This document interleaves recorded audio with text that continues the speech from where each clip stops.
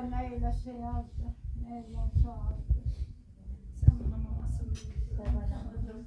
Dur ben hemen. Buradan hemen ben düşürüyorum.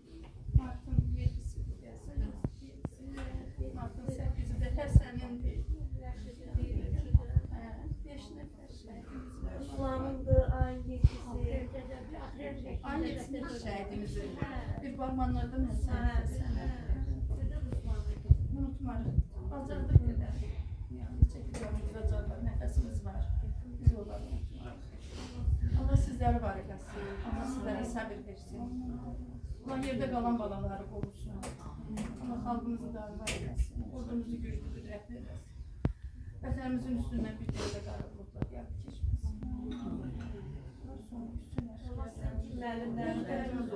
Son nöqtəmizi qoyub şəhidləri. Elə bu son nöqtə olsun bir daha.